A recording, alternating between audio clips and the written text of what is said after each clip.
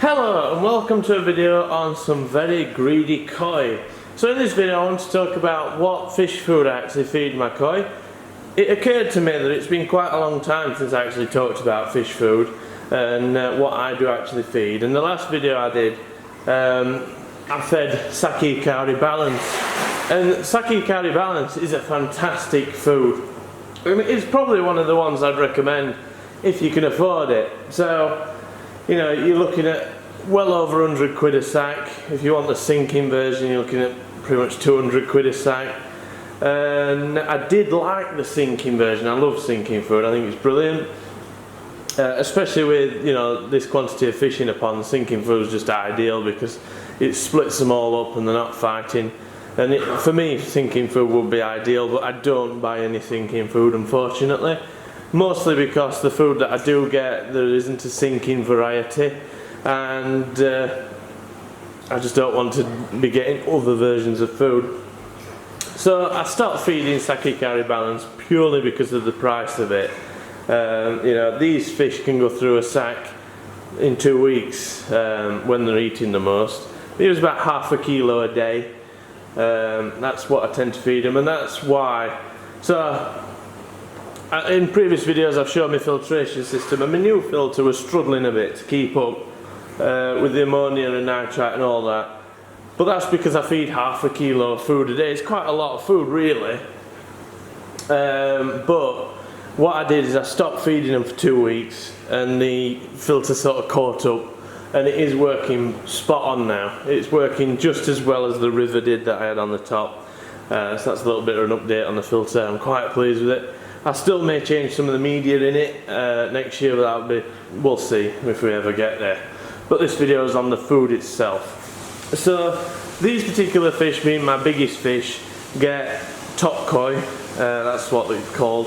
So I feed Coppens food, and it is literally what I feed all of my fish. It's the only food I get. So here I've got 3 different types of food. There's more than 3 different types, but these are the types I tend to stick to. I don't really know why, it just is. So we'll start with the first one. This one's grower. So this is the cheapest food at the time of filming. So the prices at the minute are changing quite a bit, but at the time of filming we're looking at 50 quid for a 15 kilo sack of grower. So grower food, I tend to only get it in 3mm pellets because I feed it to my fry. So when my fry come off of the fry food, these will be on grower. These could actually be on the 3mm pellet now, they're just about big enough, but they're still on fry food because I've got tons of it. I get the fry food from Cuttlebrook Koi. I don't actually know what it is, so it's their own brand. So I just get it from them because I trust it and I want my fish to grow just as theirs do, so that's what I get for these. But once they're off of the fry food, they will be on Coppens grower. Now, the growth food is the cheapest, which sounds a bit weird because it's growth food. You'd think it'd be the dearer one because you think it makes them grow quicker. But actually, it's not very good for colours in the fish. It's not really great for the fish health and stuff like that. I tend to tell people that the growth food is like eating McDonald's every day. You would grow big, but not pretty. So I don't tend to feed growth food after a certain point. So I don't actually have any fish on that at the minute. That's why I'm not going to show you because I don't want to open it. I don't have any fish eating that at the minute. And because my over a year old fish I tend to give the next bag to. So the next one we've got here is OSW. So OSW stands for orange spirulina and wheat germ. So it's a mixture of 3 different types of food, and we can see that with, so in this tub here I've got some. What I'll do is get some out so we can actually see it. There we go. This is the OSW food, 3mm pellet, this particular one. I also get it in 6mm pellets for the bigger fish because they eat this one as well, but at the minute I've just got the 3mm pellet out because that's what my other fish are eating. But you can see it's 3 different colours, 3 different types of food, the orange spirulina and wheat germ. So I feed this one because it's a good mixture. They still grow pretty well on it, probably as well as they do on the growth food, to be honest. but it also includes things that are good for the colours and stuff like that. And this has also got things in it that'll, in fact they've all got stuff in it that'll attract the fish to it. So they've all got things in it that smell nice to the fish that'll make them want it really badly. So it's kind of food that gets eaten really quick, and your fish will be quite into getting it basically. So yeah, this one is better for colours and better for the general health of the fish. So I find that after a certain point I move to this one. And then the last one that we've got here is the one that the main pond fish tend to eat. And that's called top koi, and that's what's in this tub here. So you can see this one's all one colour, brown. Just chuck that back in there, we can have a look at this one. This one is a 6mm pellet. It's all one colour, brown, you know. So this one, being top koi, I didn't tell you the price of the OSW. The OSW is about £65 for 15 kilos, and top koi is about £80 for 15 kilos. All, you know, at the moment anyway, so we'll see if it changes much. But the top koi one is better for your skin quality. It's also really good for growth and general health of the fish. So, you know, the top koi one is better for your older fish because it's a more all-round diet, and I really like that one for the bigger fish. But also, one of the things to consider as well is like the waste produced. With the grower you'll get quite a lot of waste. So if you're a heavy feeding grower, you might find that your water goes a little bit brown. If you're heavy feeding OSW, you might find that your water has a bit of a golden tint to it. If you're heavy feeding top koi, you will obviously get a bit of tinted water, because any food you'll get a tint, but it's not as bad with top koi. It's really clean. The fish waste is very minimal with top koi, I find, but these two can sort of discolour the water slightly. Grower's the worst. Top koi, OSW is I mean, you have to really be feeding them heavy, I think, to get water tinting on OSW, but it does kind of do it. My 1,000 gallon, which gets fed OSW, can sort of get a tint on it when I'm feeding them heavy in the middle of summer. But generally, I mean, you have to be feeding heavy to get that. Top koi, I've never seen a tint really in this pond, even with the outrageous amounts that these fish eat. So that one, you know, that one's really high-end food. But you obviously pay for it, so you got 50, 65, 80 pounds, you know, all 15 kilo sacks available in 3mm and 6mm. You can also get variations on the size as well. I think they do a 4.5 on it, some of them, stuff like that. I tend to just stick with either 3mm or 6mm because they seem to be quite good sizes. But these fish absolutely love any of them. They'll eat out, these fish will. So,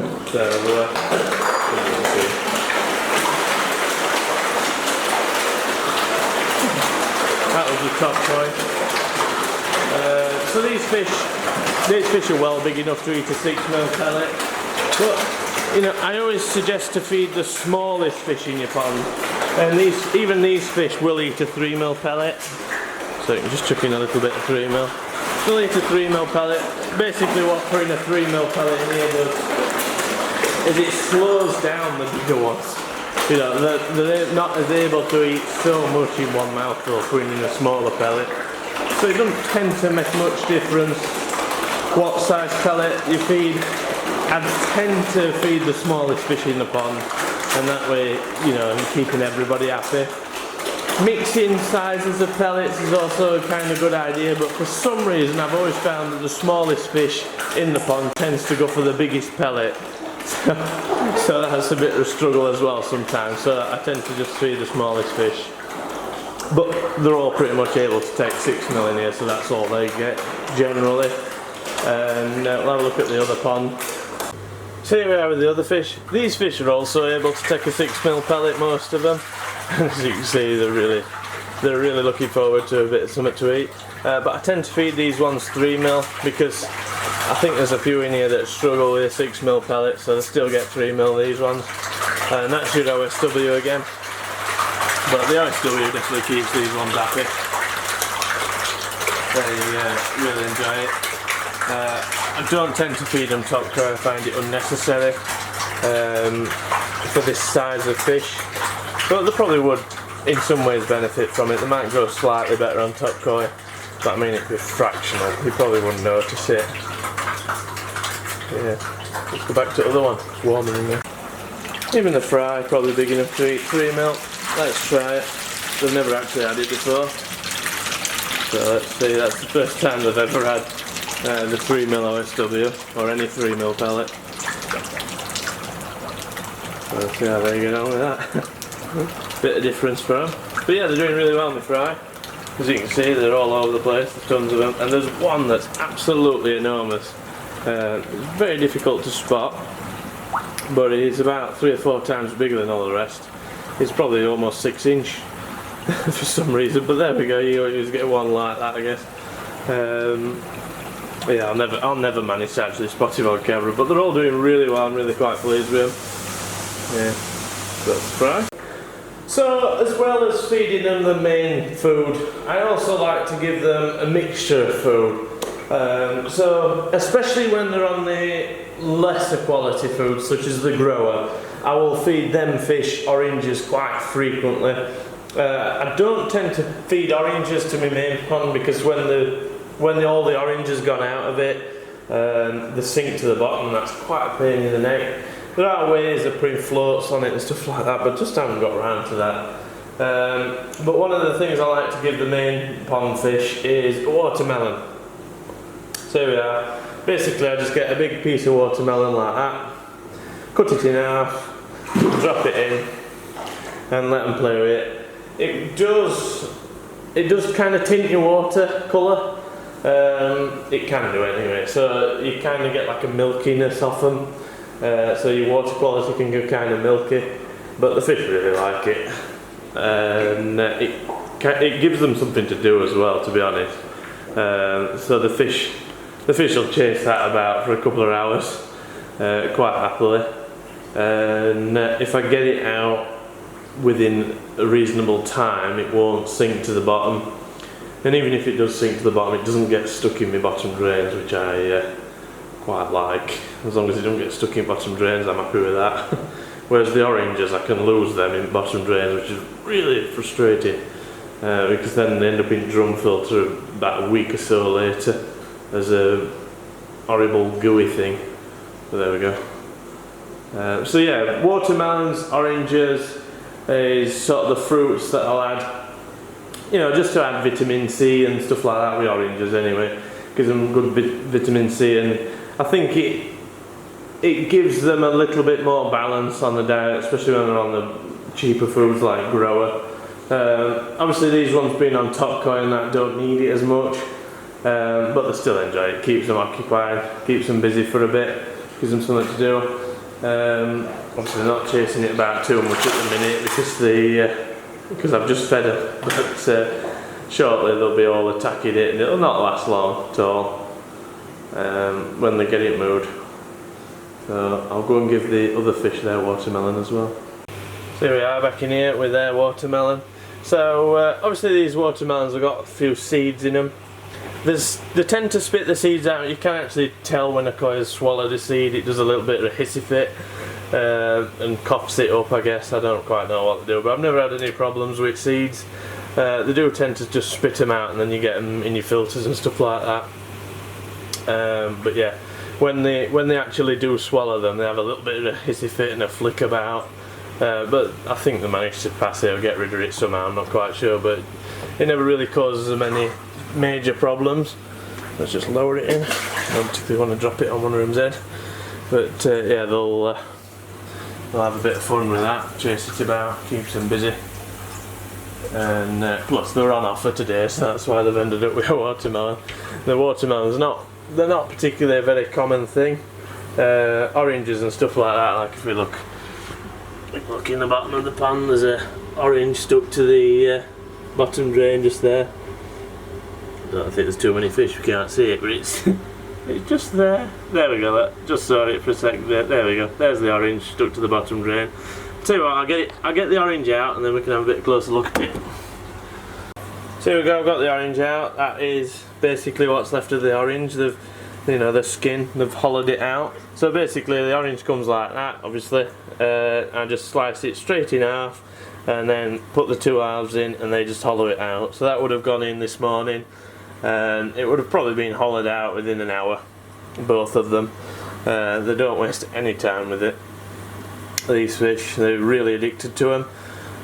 But when you first put an orange in, obviously it's not really the time of year to do it. An outdoor pond would be quite cold at the minute. This one's still 20 degrees because it's heated. But when you first put an orange in, they'll be like, oh, what's that? And they might peck at it, they might show a little bit of interest in it, but it probably won't get eaten.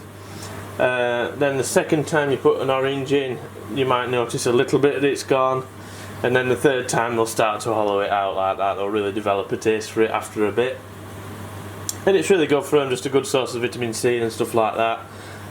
Helps, and it doesn't have any negative effect on the. So watermelon will tint your water like a milky sort of white colour in it, but the orange doesn't really have any negative effect on it unless you put an absolute ton of oranges in, which has happened to me before, where there's probably been that many oranges going in, like 2 a day or something like that in this 1,000-gallon tank. And then you come to your water and find it actually smells of orange. So that's probably the only negative effect, if you could call it a negative effect, that your pond ends up smelling of orange. There you go, eating the watermelon over there. So another one of the things I like to feed fish is wholemeal bread. And basically, if I can find some reduced bread, like this one with 24p, fish will get it. They really like brown bread. I tend to always give them wholemeal, stuff like that. I don't tend to give them white bread because that's not good for you. But yeah, they really love the bread, and they can eat a lot of bread. They really tend to enjoy it quite a bit, as you can tell.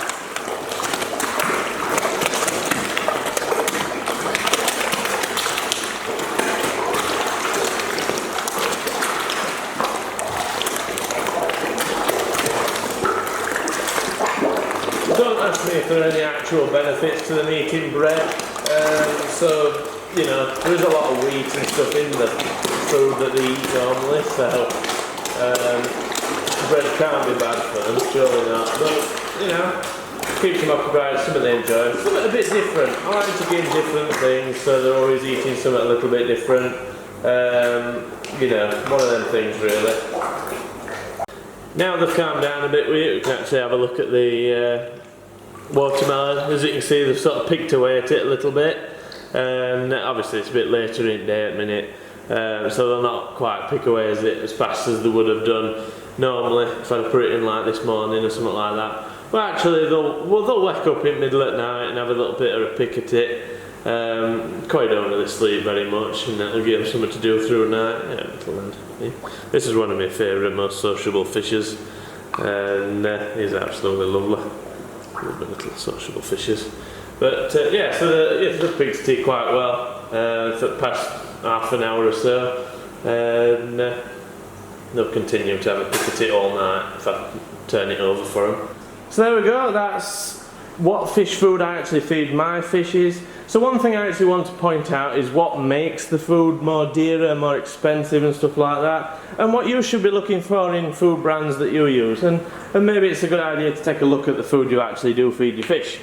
So you want to have a look at the ingredients. It's quite interesting. A lot of people don't look at it particularly, but it is quite interesting what is on the ingredients of fish food.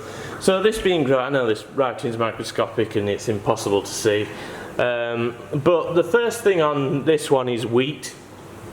Now, having wheat as the first thing on the fish food isn't particularly amazing, but this is the cheapest fish food.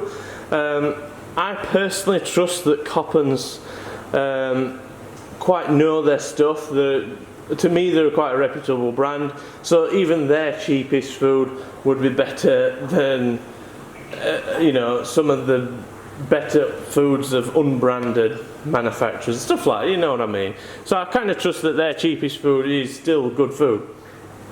But yeah, it starts with wheat, which is obviously what makes it cheaper. And then the second thing on the ingredients list is poultry meal. So poultry meal, you know, is used instead of fish meal in this case, which again makes it cheaper. It'll just, you know, it's there to make your fish grow, but ideally you want fish meal in your fish food. So the bit more dearer ones that we have here, OSW, this again starts with wheat as the first thing on the ingredients list, and then the second thing is fish meal, which is what you're looking for, which is what you really want. So that's why I tend to feed these two to my bigger fish, and then this one's sort of a bulk diet when they're eating a ton and growing and stuff like that, but I also supplement this one with loads of oranges and other food, and I tend to mix in other foods as well, so you know what I mean. So in this one you've got wheat as your main, and then fish meal, I mean, as your secondary, which is good. At least fish meal's quite high on the list. That's really what you want to see. You know, if you're looking at poultry meal on third or fourth, or fish meal on third or fourth thing, then you know that food's a little bit naff. You want some substance within the first two ingredients of it, or you're wasting your time really. And then top koi, obviously being the most expensive food, the first ingredients is fish meal, and that's what you want to see. You know, if you're feeding high-end fish and expect them to grow big and expect them to grow really healthy, you want the best ingredients at the top of this list. So having fish meal first and then wheat is the way around you want to see it, but that's again as cost-wise goes. And then on top of that, you know, we've got to look at temperatures. So temperatures is not a thing I totally deal with. All my ponds are heated, so low temperatures are not something I deal with much. It's recommended to feed these foods over 15 degrees or around 15 degrees Celsius. When it comes to feeding fish, I tend to just feed them what you have. I'm not a big wheat germ person. You feed them wheat germ below 10 degrees, but below 10 degrees fish aren't that interested in food, and it's just a difficult position. You'll get a feeling of how you feel about that in your pond. For me personally, my ponds have never been below 10 degrees. For the last 6 years I've not had a pond below 10 degrees. So I've not fed wheat germ. In fact, I can't remember the last time I ever bought any wheat germ. It was probably about 10 years ago. But you know, if you want to feed your fish at 8 degrees, which they will be asking for a little bit of food, then probably wheat germ is what you want to be feeding them. A high quality wheat germ, Coppens do wheat germ. I don't bother with it, obviously for obvious reasons, being heated. But I just recommend not particularly feeding them.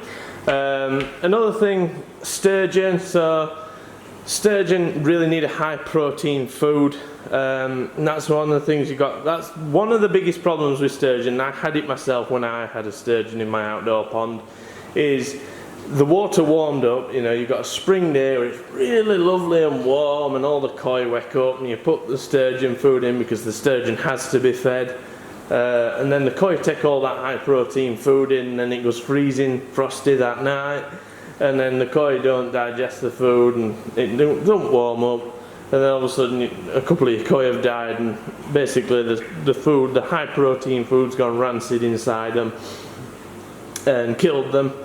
So that's one of the problems with sturgeon. I'd recommend, actually, if you do have a sturgeon, then you shouldn't let your pond go below 10 degrees. You should probably heat it, because you'll cause yourself a lot of trouble at some point with that process. But again, I don't want to make this video incredibly long. But there we go. So if you have any questions or comments, if there's something I haven't covered or you want to ask, then please put that down below. And thank you for watching this video. And if you liked it, then please like it. And I shall see you in the next video.